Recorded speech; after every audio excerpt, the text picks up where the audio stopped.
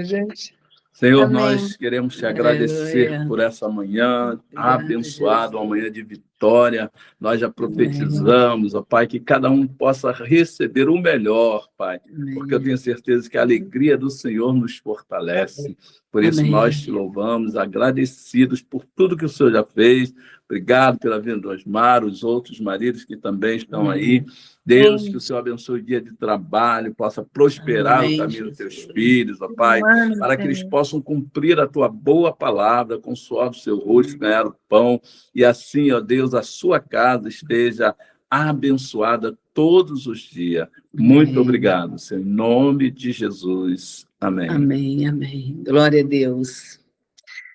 A palavra de Deus diz: tudo que pedirdes em oração, crendo, recebereis, né? Então, quando você pede seu marido juntinho de você, você crê que isso vai acontecer?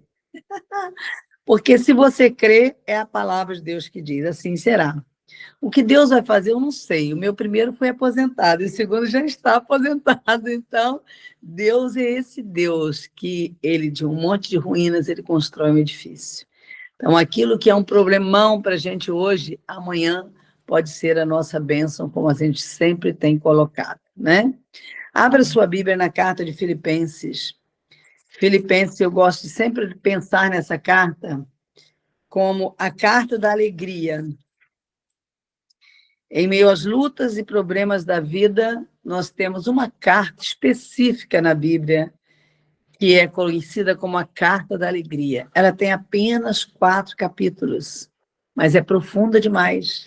Então, quando você estiver triste com algum problema, com dificuldade em alguma área, tenta, pelo menos, ouvir essa carta várias vezes no dia, tá? O ideal é ler. Quem caminha comigo já sabe que eu não gosto de estar somente lendo pelo telefone, pelo computador, não. Eu gosto de pegar a minha Bíblia e escrever, e anotar, e puxar de cá, puxar de lá. Isso é estudo. Quando você pega a Bíblia online somente, mostra que o seu nível de busca, de interesse, não é o mesmo. Tá? Então, pela psicologia, tudo fala, né? E é considerada a linguagem não verbal. Então, hoje é moda. Então, se você perguntar a qualquer um aí, vai dizer que eu estou fora da realidade, certamente, porque hoje o que você vê, infelizmente, até do púlpito, a Bíblia sendo lida pelo celular. Só que a gente sabe muito bem que a linguagem não verbal fala também, né? Então, quando eu pego uma palavra, quando eu pego um livro e leio e marco tudo, isso significa que o meu interesse é outro, né? Então, quando você fala comigo um texto da palavra de Deus, né, como a gente escuta, olha, eu li assim, então me fala que eu quero ler. Eu vou lá, leio o texto e marco tudo direitinho lá, e eu tenho condições de conversar com a pessoa sobre aquilo que eu li, aí sim, aí já se tornou um ensino, um aprendizado para mim. Mas quando eu leio superficialmente, enquadra naquele texto lá de Jeremias, parece capítulo 6. Os sacerdotes estão fazendo as coisas superficialmente, dizendo paz, paz, quando não há paz. E isso também é relacionado com a palavra de Deus, né? A gente pode dizer, eu leio a Bíblia, leio. Então tá, então o que você leu hoje? Como eu fazia com as minhas crianças quando era pequenininha. Mãe, já li 1 João, mãe, já li. Então fala aí, o que você aprendeu? Ah, mãe, não sei, né? Tinha tanta coisa lá, sabe, que eu nem sei. Isso mostra que você não teve nenhum interesse naquilo que você leu. Nós precisamos lembrar que, quando nós lemos alguma coisa, nós precisamos estar com aquilo na ponta da língua, para que, se alguém perguntar, nós possamos responder com convicção. Lembra que hoje, no mundo corporativo, já é descartado alguém que, na entrevista, responde evasivamente as perguntas. Coisa interessante, né? Então, quando o psicólogo vai fazer uma entrevista com alguém que está chegando numa empresa e a pessoa responde evasivamente as perguntas que são feitas, elas são logo descartadas. Isso faz parte, né? É importante a gente lembrar, como da mesma forma psicotécnica. Me fala aí, o que significa esse sinal? Deixa eu pensar. Peraí, eu sei, eu sabia. Peraí, eu vou lembrar. Não dá. Né? No psicotécnico, você responde ou perde. Né? Então, é importante a gente lembrar de que estudar a palavra de Deus ou estudar um livro é muito mais do que ler. Tá? Então, treina isso. Toda vez que você lê, pegar pelo menos um pedacinho e decorar no ato, não deixa para depois, porque aquilo vai ser o seu alimento durante o dia todo, porque Deus vai te lembrar. Filipenses 3, nós vamos ler do 7 ao 10. Mas o que para mim era lucro, reputei-o perda por Cristo, e na verdade tenho também por perda todas as coisas pela excelência do conhecimento de Cristo Jesus, meu Senhor, por amor do qual perdi todas as coisas e as considero como refúgio ou esterco para que possa ganhar a Cristo e seja achado nele. Não tendo a minha justiça que vem da lei, mas a que vem pela fé em Cristo, a saber, a justiça que vem de Deus pela fé, para conhecê-lo e a virtude da sua ressurreição e a comunicação de suas aflições, sendo feito conforme a sua morte. Eu quero que você fique com esse pedacinho. Deveras considero tudo como perda, por causa do conhecimento de Cristo Jesus, meu Senhor, por amor do qual perdi todas as coisas e as considero como esterco, para que eu possa ganhar a Cristo e ser achado nele. Nós já falamos sobre esse texto, mas interessante que a semana toda Deus me levou a ler sobre os desigrejados. Eu não lembro, porque eu procurei agora aqui de manhã, como nós tivemos tanta coisa durante a semana, procurei o estudo sobre os desigrejados e eu queria deixar exatamente o estudo para vocês. Não sei se era 10 milhões de desigrejados no Brasil, você conseguiu encontrar, não, né? Não. Então, eu anotei durante a semana toda e isso me chamou a atenção, só que eu esqueci do estudo. E agora de manhã, quando Deus me falava de Filipenses, eu fui ler Filipenses, e aí daí a pouco caiu de novo no assunto dos desigrejados. E aí, o que caiu?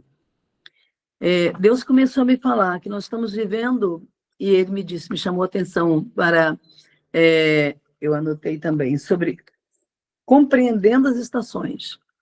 Anota isso aí como tema da mensagem de hoje, compreendendo as estações. Isto é, eu preciso entender de tempo, do tempo de Deus na minha vida. Para quê? Para que eu não fique frustrada diante das lutas e dificuldades do dia a dia. E volto a falar, aquilo que hoje está sendo um problema para você, amanhã vai ser uma bênção, pode ter certeza. Então, não esquece essa frase, porque isso foi Deus que me falou. E nós precisamos ficar atentos nisso, por quê? Porque se nós não ficarmos atentos, que essa estação, é o tempo da gente buscar o Senhor, como diz Oséias 6, enquanto se pode achar. Buscai o Senhor enquanto se pode achar. A palavra de Deus diz isso. E Oséias 6 fala para a gente buscar e prosseguir no conhecimento dele, que é o que está falando em Filipenses. Você vai buscar, mas com um objetivo, uma meta, como a gente falou na semana passada. Qual é a meta? De conhecer a ele. Eu não posso me encontrar com a pessoa todos os dias e não conhecer essa pessoa. Não tem como. Se eu encontrar com alguém todos os dias, eu vou conhecer a pessoa. E eu vou chegar a um ponto, como sempre eu pensava quando eu falava, eu sei que quando a pessoa está chegando só em ouvir os passos da pessoa, eu sei quem é que está chegando. Isso é conhecimento. Isso não é uma pessoa que você conhece de qualquer maneira. Então, é importante a gente conhecer as estações para que a gente saiba que esse tempo é a estação que Deus está trazendo para nós para a gente buscar a Ele. Por quê? Porque tantas coisas adversas têm acontecido que se a gente não buscar a Ele, a gente não vai conseguir sobreviver nesse tempo. A gente vai ficar frustrado, vai ficar irado com o outro do lado, porque teve um problema, vai ficar irado com o filho, porque não falou, ai, meu filho me procurou essa semana. Problema dele. Problema dele, quem está perdendo é ele. Não é problema dele. Quem vai ser beneficiado é aquele que estiver procurando, quem está buscando a Deus. Não é? Fico vendo quantas pessoas, não, pelo amor de Deus, arranja um horário para mim essa semana, porque eu quero só conversar com a senhora, sabe? Pagando terapia para conversar, para poder saber um conselho, porque entendeu que isso tem valor. Enquanto os filhos não procuram os filhos não estão nem aí para os pais, não querem saber o que os pais estão precisando, que coisa triste. Conheço uma pessoa, que eu acho que eu já coloquei aqui também, uma mulher famosa aqui em Niterói, que o filho dela foi para outro país, filho único, herdeiro de uma grande fortuna, foi embora. E ela não conseguiu contato com o filho, até um dia que ela sentiu vontade de ir a outro país. Quando ela chegou lá, que ela achava que era lá que ele estava, Foi um milagre, um milagre. Aquela mulher parou no hotel e perguntou às pessoas que trabalhavam no hotel, por acaso, tem um barzinho aqui com brasileiros aqui perto? Gente, não é por acaso, é Deus purinho. Agora imagina o que uma mãe faz para encontrar um filho. Eu fico pensando, meu Deus, que tristeza, um filho que espera acontecer uma coisa dessa para ter contato com a mãe. E a mãe sozinha foi para lá e conseguiu encontrar um barzinho de brasileiro. E lá ela chegou e procurou o dono do bar. Por acaso você conhece alguém com esse nome? Ele disse, conhece, ele vem sempre aqui. Gente, inacreditável. Se eu não conhecesse a pessoa, eu ia falar, mentira. Como alguém em outro país vai encontrar alguém assim? Só Deus. E ali ela conseguiu o telefone do filho que ela não tinha mais, com o cara do bar. E quando ela ligou, ele do outro lado, mãe, que houve? Você conseguiu meu telefone? Dando uma bronca ainda na mãe. E essa mãe me liga depois num pranto só, chorando. Passei toda a minha fortuna para ele, e eu pensei até que ele tivesse levado, não, nem sequer abriu a conta que eu dei a ele, nem sequer usou o cartão. Gente, quando a gente escuta umas histórias dessas, eu, sinceramente, se fosse outra pessoa que estivesse contando, eu não ia acreditar. Mas eu conheço a pessoa. Então, esse tempo é o tempo do fim, não tem como. E por que eu sei que é o tempo do fim? Porque a Bíblia diz que no fim, a característica mais forte que eu estou sempre falando é o desamor. No fim, está lá em Mateus 24, o amor de muitos esfriaria. E a gente já está vendo isso acontecendo. E aí eu sempre digo, e qual é a saída? A saída é a gente que conhece o Deus vivo de perto, aumentar o nosso amor, aumentar a nossa comunhão. Tem um problema? Tem, mas quanto mais problema a gente tem, mais juntinho a gente fica. E, quero te abraçar, não importa o problema. Estou com raiva sim, mas vou te abraçar. Vou continuar nesse amor. Esse amor é de Deus, não importa o que aconteça. Essa é a atitude de uma pessoa verdadeiramente cristã. Porque as pessoas hoje, a gente tem conversado, né, sobre isso, dizem que são cristãos, mas qualquer probleminha vira a cara para o outro. Gente, os desigrejados hoje está sendo colocado claramente. É por frieza, por desamor nas igrejas, por decepção com a liderança, mas também por falta de alguém que ele possa se espelhar. Por que Paulo vem aí, nós anotamos. Eu dei para você, né, os versículos. A gente não estava estudando. Não, esse eu anotei. Quando ele fala de Filipenses 3,17, olhai para mim, sede meus imitadores, como eu sou de Cristo. E a gente hoje não quer crescer, a gente quer pegar o telefonezinho mesmo para ler. Deixa eu ler a Bíblia aqui no meu celular. Eu já peguei alguém e falei, olha só, querido, você tem a Bíblia? Tem. Então, por favor, nós estamos no estudo bíblico. Vamos pegar a Bíblia para estudar, para ler? É assim que a gente pega. Se você for de celular para uma boa faculdade ou para um bom curso, eles não vão deixar você ficar pesquisando no celular. Pelo menos na minha não deixavam. Não sei agora. Mas eu fico olhando e nós estamos distraídos com isso. Deus fala para a gente imitar a ele e o apóstolo Paulo vem, que é o nome no apostolado, e fala, sede meus imitadores como eu sou de Cristo. Aí eu fico olhando e pensando, hoje nós temos condições de falar isso para as pessoas? Não estamos tendo. Por quê? Porque estamos com o nome sujo na praça, estamos dando mau testemunho, estamos tratando e não cumprindo, mentindo, adulterando a palavra. Olha que coisa triste o mundo que a gente está vivendo. Por isso nós temos certeza que esse tempo é o tempo do fim. Não dá mais. Aí você pode pensar que é por guerras e rumores de guerra. Não, isso já existia, gosto de sempre lembrar. O que vai demonstrar para nós que nós estamos no tempo do fim é o desamor. Então, por favor, alguém que está aqui, não faça isso com seu pai, com a sua mãe, porque você vai ter que dar conta disso um dia a Deus. Às vezes nós estamos dando amor para todo mundo, menos para aqueles que deram amor para nós. Menos para aqueles que cuidaram de nós. E quando a gente procura alguma coisa, a gente não encontra. Não encontra. Hoje, o que mais a gente encontra para tratamento é exatamente isso. Mães chorando, porque não tem os filhos por perto, nem para um telefonema. E quando ligam, ainda viram para a mãe e falam isso. Está ligando? Você não sabe que eu estou ocupada? Olha, estou com isso, estou com aquilo para fazer. Não, pelo amor de Deus. Quem é prioridade na sua vida? Nossos filhos não estão conseguindo ficar perto dos pais. Esses dias eu falei para ele, quase que eu paro o carro em plena rua, assim, estrada, que é aquilo ali que a gente pega para a igreja, né, perto da padaria onde eu gosto de ir, é uma estrada. E quando eu vi, estava uma criança atravessando com a mãe, e a mãe com o celular na mão, vendo o celular e atravessando em autopista. E a criança agarrada na calça dela, na blusa dela, e fala: mãe, eu estou aqui, mãe, me dá a mão, mãe, me dá a mão, me dá a mão, estou com medo, mãe, estou com medo. Ah, atravessa, menino, atravessa, menino. Gente, eu falei: Deus, eu não consigo ver um negócio desse. Eu sempre brinco com ele: não precisa ser policial para fazer isso aí. Eu vi isso nos Estados Unidos, pessoas ligando para a polícia na hora, com uma situação semelhante. Eu falei: minha vontade foi essa, porque tinha um carro atrás e outro na frente, senão eu ia parar naquele lugar para poder botar a mãe no eixo. Aí ia, sem medo de errar. Se fosse presa, não tem problema, eu ia ser preso por uma causa nobre. Gente, o que é que nós estamos fazendo nesse mundo de desamor? Oséias fala sobre essa necessidade de conhecer, sim, conhece Deus? Você conhece? Mas, pelo amor de Deus, não espécie passar pelos problemas de Jó, para que você não tenha que dizer como Jó. No início, você vê os altos elogios que Deus faz a Jó.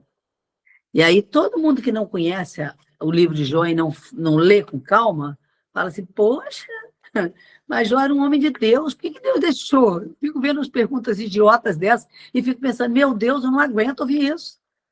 Quando você lê, preste atenção ali no que você está lendo. Eu hoje tenho muita luta para isso. Mas é assim que Deus tem me ensinado.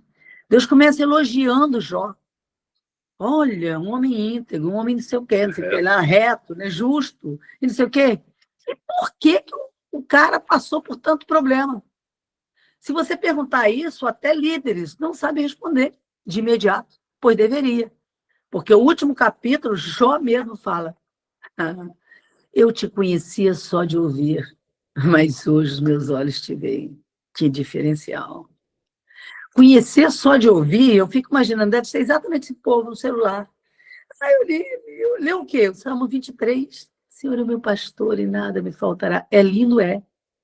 Mas como o Salmo 119. Dê leite para o seu filho a vida toda e você vai ver o que ele vai ser quando crescer. Um raquítico, um doente mental, doente físico, doente em todas as áreas. O que o Senhor está nos chamando para fazer é para comer carne, para crescer, para buscar feijoada grossa na palavra de Deus. Por isso ele fala lá em Oséias, estou repetindo com propósito, pega lá, Oséias 6, conheçamos e prossigamos no conhecimento de Deus. 6:3. Mas eu não gosto de dizer o versículo, você já se conhece, né? Que eu quero que você leia o capítulo todo. Aqui não tem criança, você vai ler o capítulo todo, você vai ler, vai aprender, vai decorar e vai passar. Entendeu? É assim que Deus quer a gente, com crescimento espiritual. Como eu fico feliz, eu falo isso para a glória exclusiva de Deus, de ver meus alunos principiantes da Batista de Caraí, todos hoje liderando uma classe de escola bíblica, fazendo isso, fazendo aquilo, vendo meus alunos do Centro Evangelístico da mesma forma, por onde eu passo, vendo eles como professores de escola bíblica, um atrás do outro, que maravilha! Porque eu puxei um dia todos eles, e hoje eu quero dizer, do jeito que Deus me puxou, ele não vai dar chance para você ficar lendo a Bíblia, o Salmo 23 só não vai. Ah, mas não vai mesmo. Porque eu sempre digo, Deus não é Deus injusto.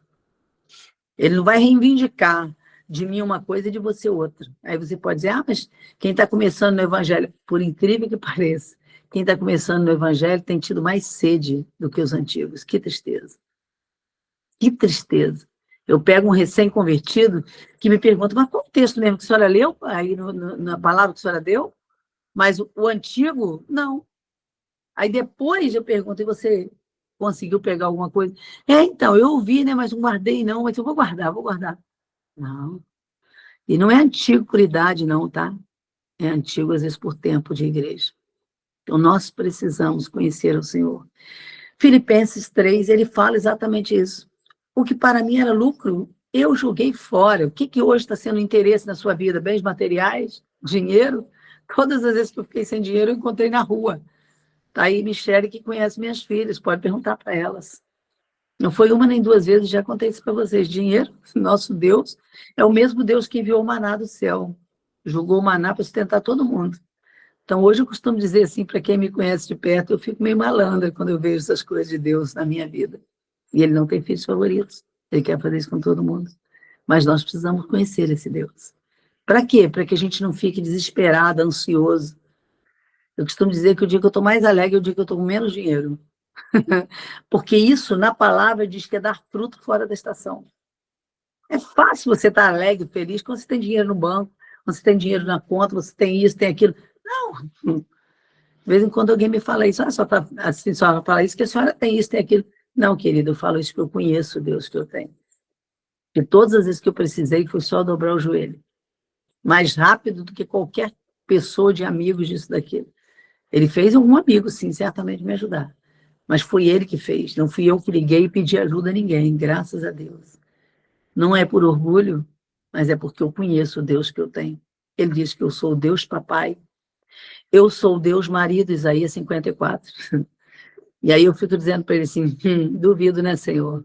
Se eu tenho um marido rico, o Senhor foi quem disse que o Senhor é dono do ouro e da prata. Se o Senhor diz que é dono do ouro e da prata, em Isaías 54, o Senhor diz que é meu marido, eu, porventura, vou pedir alguma coisa ao meu marido, mas não vou mesmo, vou dobrar o joelho. Vou pedir alguma coisa a um filho? Não vou mesmo, eu vou dobrar meu joelho. A gente tem conversado muito sobre isso, é maravilhoso. Então, quando você conhece esse Deus, você não vai viver esse amor superficial que Deus está condenando nos últimos tempos. Ah, eu amo sim. Ama, então o que você faz? Aí Tiago vem e fala, então prova suas atitudes, seu amor pelas obras. Filipenses 1, ele fala sobre isso. Ele estava feliz de ver as pessoas buscando a Deus, mas ele queria ver na prática o que aquele povo estava vivendo. Paulo não andou de cidade em cidade a troco de nada, não. Ele andou preparando um exército para Deus. E hoje o que nós estamos fazendo? Eu vejo as pessoas vão passar férias, não sei aonde. Vai, e o que você vai fazer lá para Deus? Porque nenhuma férias nossa deveria ser marcada de qualquer maneira. Tudo deveria ter um propósito espiritual. Aí sim você vai depois ver o resultado disso. O último texto que eu deixei, Hebreus 12. Hebreus 12. 12, aliás. 12, 1, 2. Eu quero que você guarde isso. E o Dimas vai estar falando mais sobre o assunto. Hebreus fala a mesma coisa, eu preciso correr a carreira que me foi proposta. Eu não posso me contentar com pouco, eu preciso ter muito no reino de Deus para poder passar. Eu preciso ser alguém que conheça a palavra para que eu tenha o que dar para as pessoas que entrarem em contato comigo. Amém? Continua.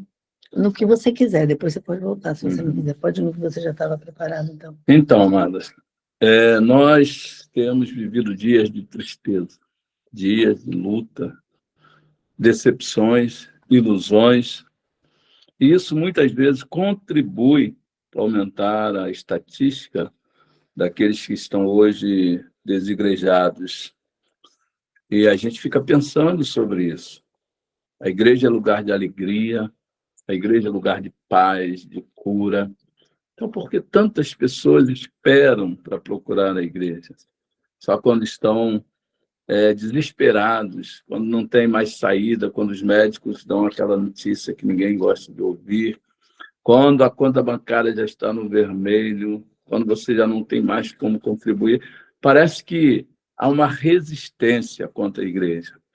As pessoas estão com animosidade e olham para a igreja como uma bengala. Não, se eu estou bem, eu não preciso, né? Às vezes nem falam, mas as expressões, a falta de ânimo, de apetite para buscar a igreja, para buscar, na verdade, o Senhor. Quando a gente fala igreja, a gente está falando daquilo que é a vida do Senhor. A Bíblia, o tempo todo, o apóstolo Paulo, aqui, né, nesse exemplo, vai trazer para nós a alegria de ser a igreja de Cristo. Isso não tem preço. Só como curiosidade, o apóstolo Paulo tinha 72 anos, mais ou menos, quando escreveu essa carta aos Filipenses. Um trabalho que ele havia começado na casa de uma das suas discípulas. E ali ele pôde ver o crescimento dessa igreja. Mas ele dizia, olha, não vos canso de escrever, não me canso de ser repetitivo. Mas ele diz, regozijai-vos. Tanto no capítulo 3 como no capítulo 4, ele fala lá no 4, outra vez vos digo, regozijai-vos. Por quê? Porque a alegria do Senhor precisa ser permanente. Outra curiosidade é que o apóstolo Paulo, nos anos 60, 62, depois de Cristo, ele estava em prisão. E ele fala que ele se alegra nas prisões de Cristo. Estava preso por causa do Evangelho, porque estava trabalhando para o reino. E eu pergunto, quantos de nós hoje estamos presos? Nenhum. Já seria motivo de alegria. Temos a liberdade de ir para onde quisermos, sem sofrer as sanções de quem está preso. Mas Paulo dizia, né? As cadeias dele reportavam ele para o Senhor. O sofrimento dele levava ele para o Senhor. E ele queria fugir daquilo que era tradicional. Qual era o tradicional? Os judeus, né, os mestres, influenciavam na vida religiosa de todos. Então, eles ensinavam que, por exemplo, a circuncisão era necessária, aquele sofrimento. Sem a circuncisão, ninguém seria salvo.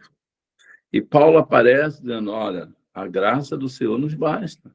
E olha que ele tinha um espinho na carne, mas ele sabia que o que nós precisamos é da graça.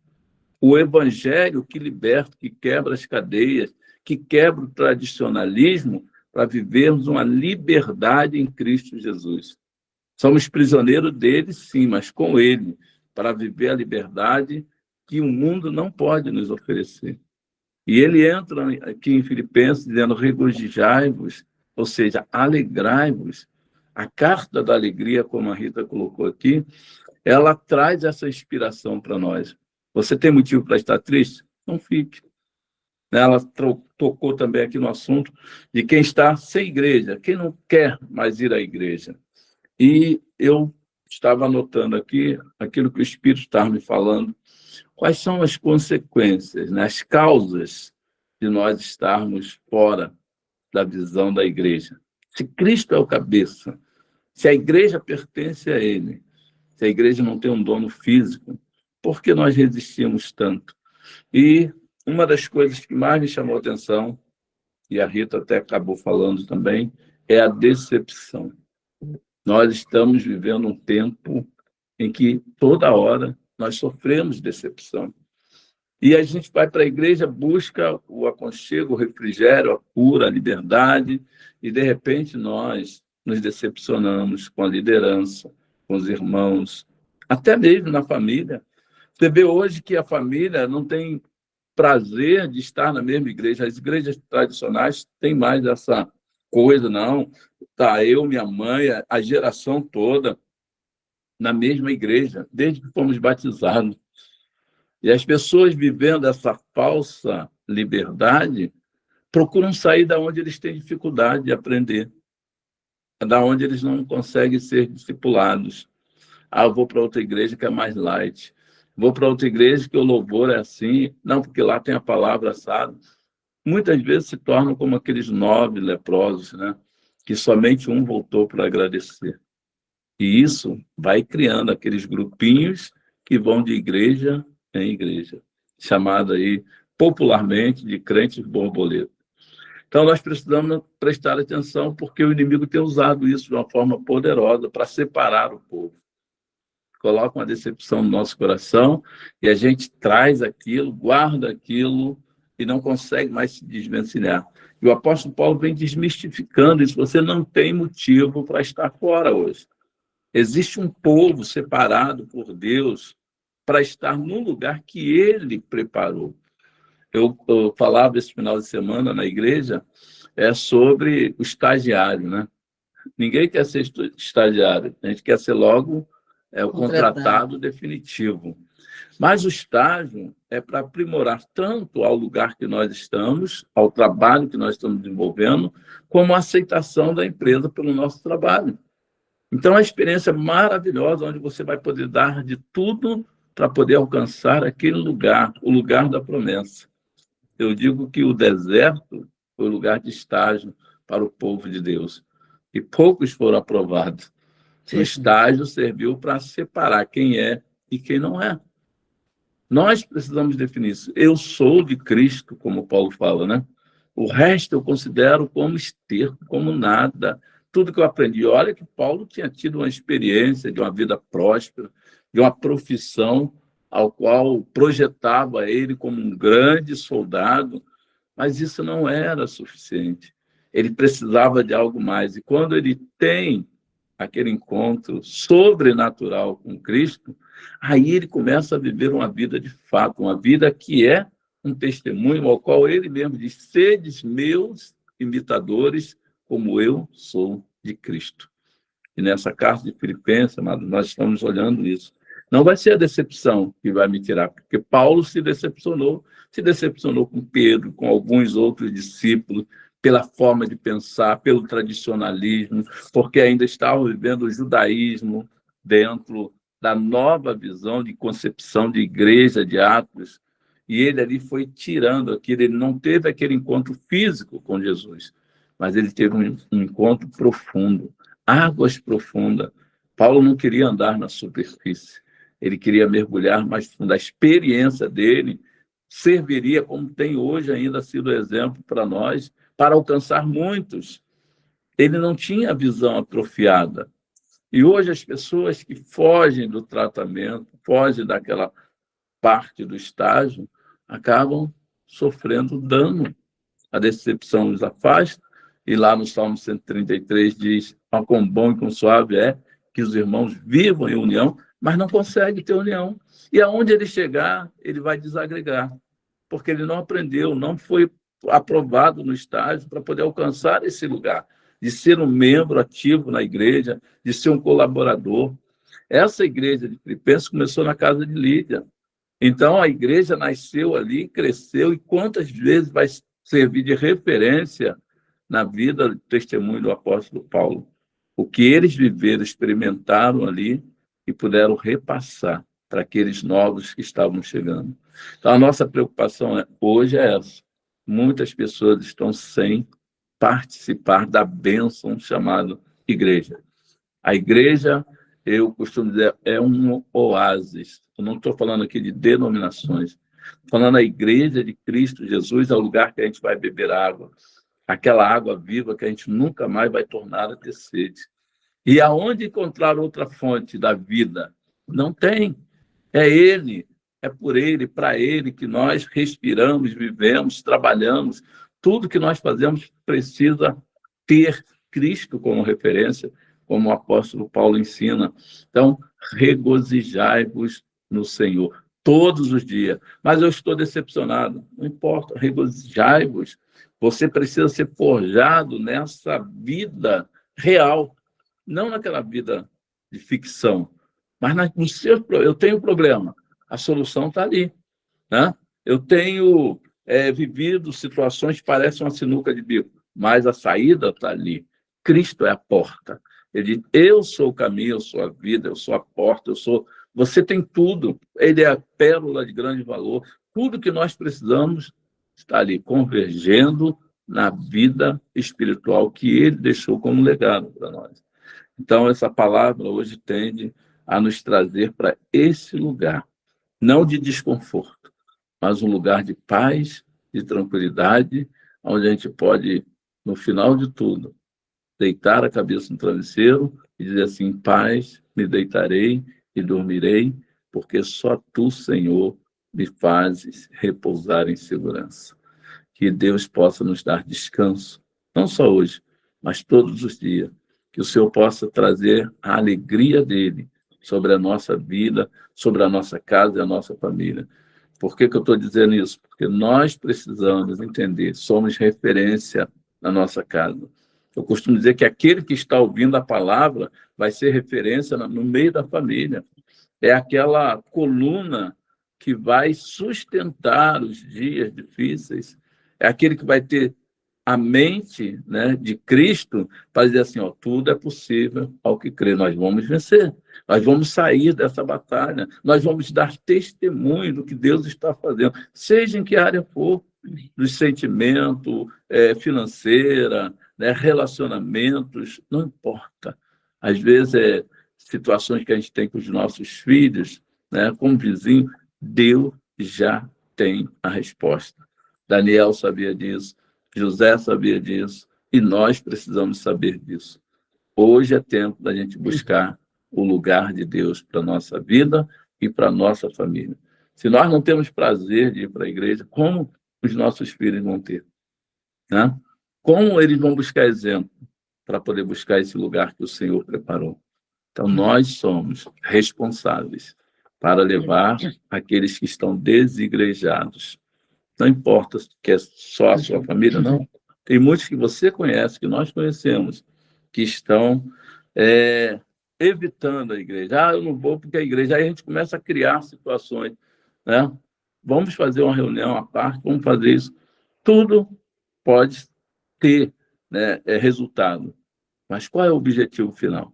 Congregar, né? Levar as pessoas a desfrutarem dessa alegria que Deus pagou um alto preço para que ela pudesse chegar até nós.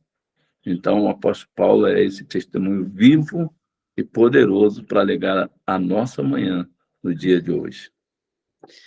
Por que que hoje, se eu der um telefonema para qualquer uma de vocês que pertence a esse grupo, eu tenho qualquer coisa que eu precisar. Se eu der um telefonema, qualquer uma de vocês me recebe com honras na casa de vocês. Por quê? Só para vocês terem uma ideia, que é esse projeto de Deus na Terra. Que nós fôssemos uma só família, que nós fôssemos um corpo, como ele diz em Efésios, por 2 vezes ele fala, e todo corpo bem ajustado cresce. Ele não planejou que a gente ficasse isolado de um lugar para o outro, não. Ele planejou que nós estivéssemos unidos, não importa a igreja, como ele já falou. Aqui cada um é de uma igreja. Mas a união nos traz força. Nós precisamos saber de que exército nós somos. Do exército dos desigrejados, que não querem nada com a igreja de Cristo. Há uns dias atrás, ele estava falando de mim, estava falando para mim, fulano é minha amiga. Falei, é cristã? É. Eu falei, não sei por quê. É bom você saber que você vê, até no tom de voz, dá para Deus mostrar quem é, quem não é. Eu não conversei nada com a pessoa. Mas eu disse para ele, não sei por quê.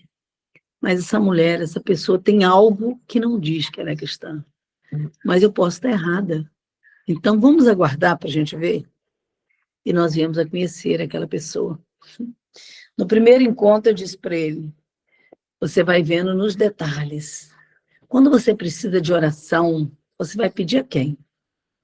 A uma pessoa que você conhece a vida dela, ou você vai pedir a qualquer pessoa que se diz cristã?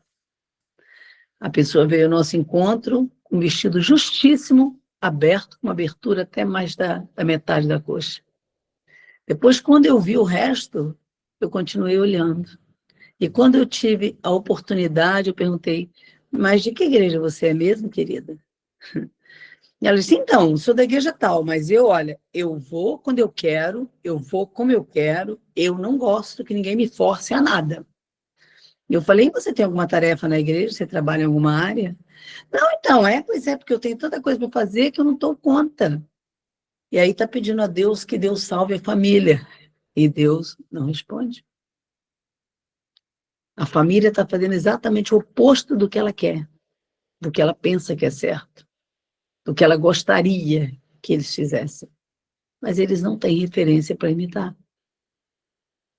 E hoje eu quero dizer, se esse número enorme de desigrejados que Deus me falou a semana toda, você pode entrar no Google aí que você vai encontrar, existe, é porque muita gente que se diz cristã ainda está passando um ensino deturpado desse. Não conhece a Bíblia.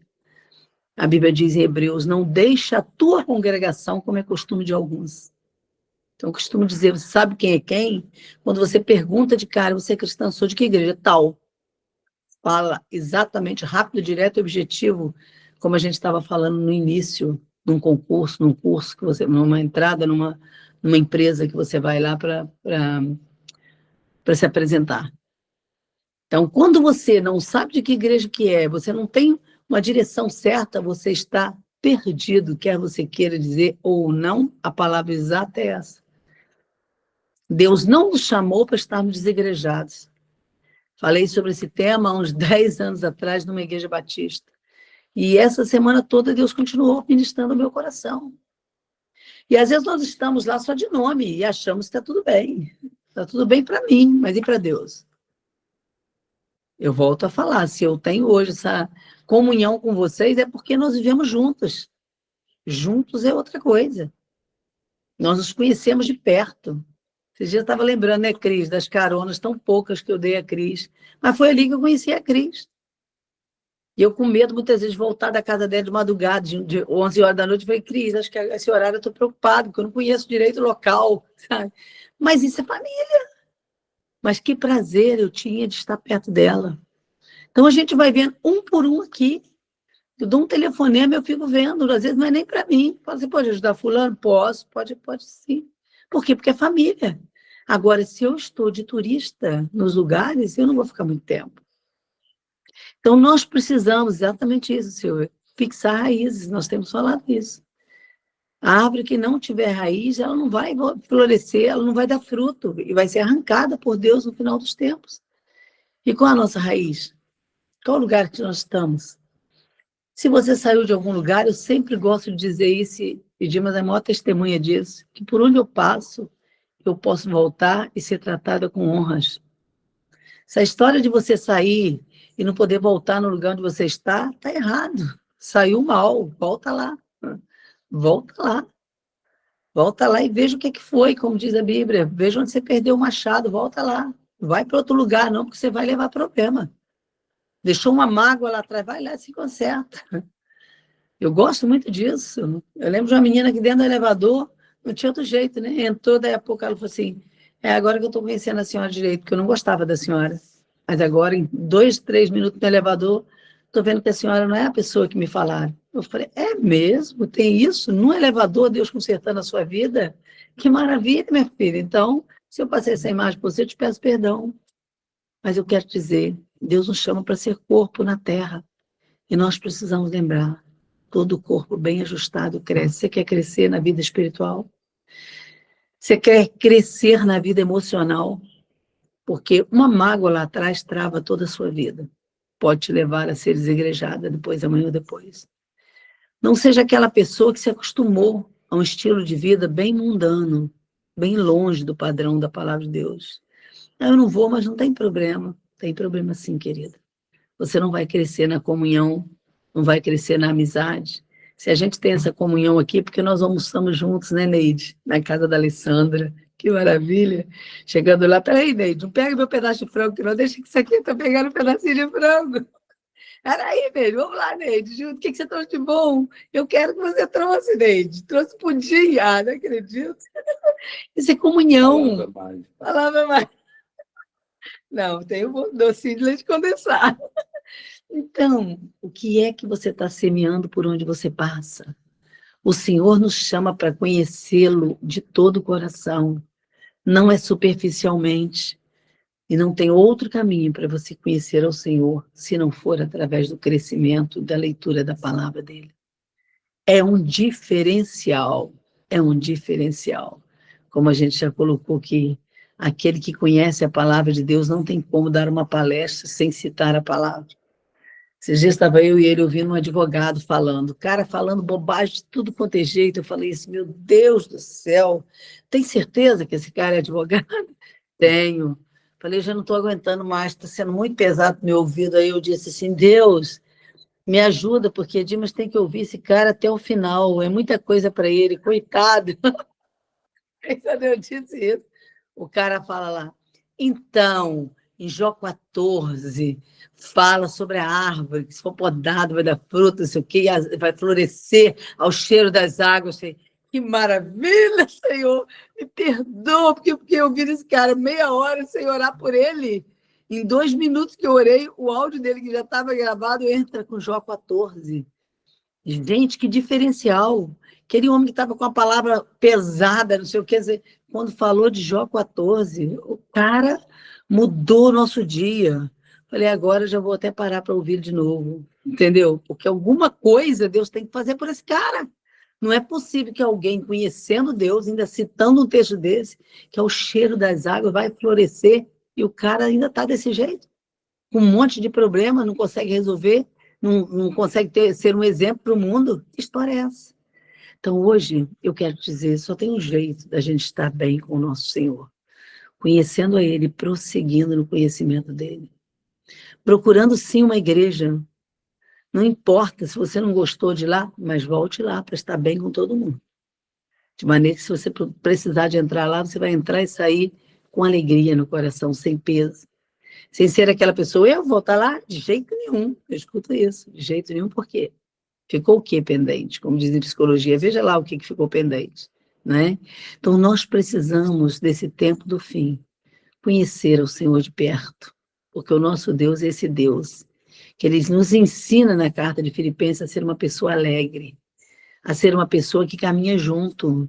O apóstolo Paulo tinha vários amigos, e ele fala, traz fulano para ficar comigo na prisão aqui, porque ele fez bem para mim. Ele é meu amigo, que coisa maravilhosa. Como é que você vai ter essa comunhão? Mandou buscar Marcos, né, de novo.